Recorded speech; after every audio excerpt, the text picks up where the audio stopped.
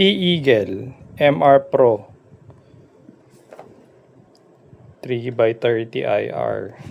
Wala akong makitang matinong review nito sa YouTube. So eto, bumili ako.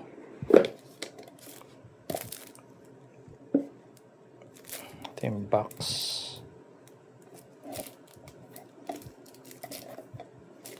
So unboxing lang muna. Chamois. QR code, instruction guide. Tapos may kasama siyang free na, ito yung mount yata na free. Okay. Kala ko 2 piraso. So isa lang siya. Kasi maikli ito eh.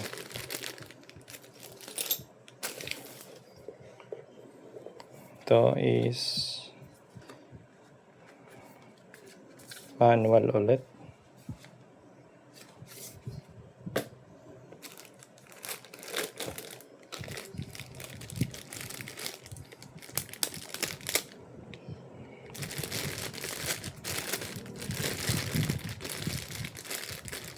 Langis-langis pa.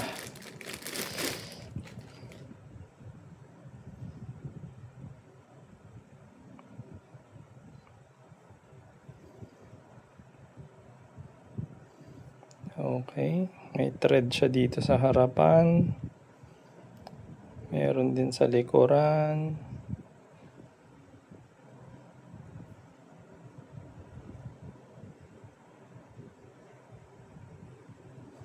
Tapos ano pang kasama?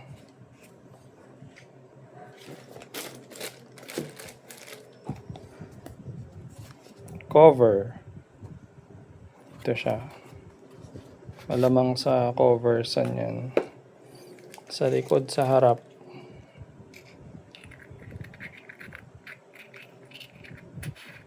Okay, cover sa harapan. Ito naman ay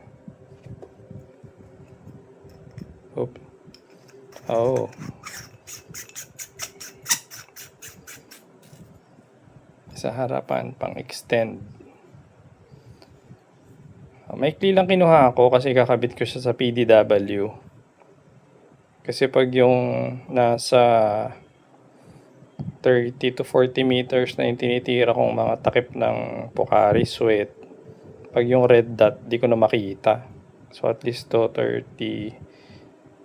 times zoom. Sana makita.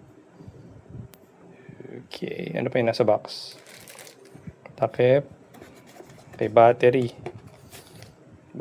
Marami ako nito. Kasi lagi ko naiiwang bukas yung red dot, laging nalolobat. Tapos ito ay may isa pa sa gilid. Ayaw magpakuha. Ayaw mahulog. Yon. Takip sa likod.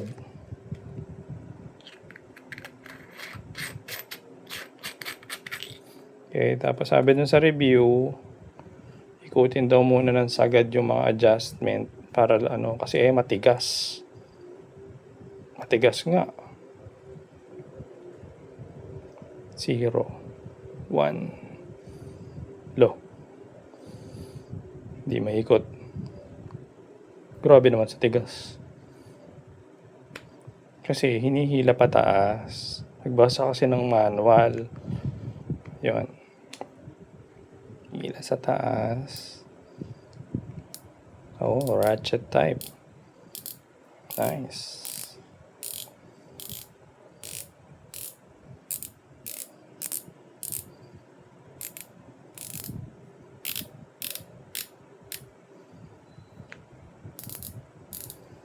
Sorry na, first time kong unboxing ng scope. Baguhan lang. Okay, tapos baba ulit. Mamaya ako na isi-zero. Itong kabila is dito yung lalagyan ng battery sa tingin ko. Syempre matigas. So next video na lang. Masyado na mahaba.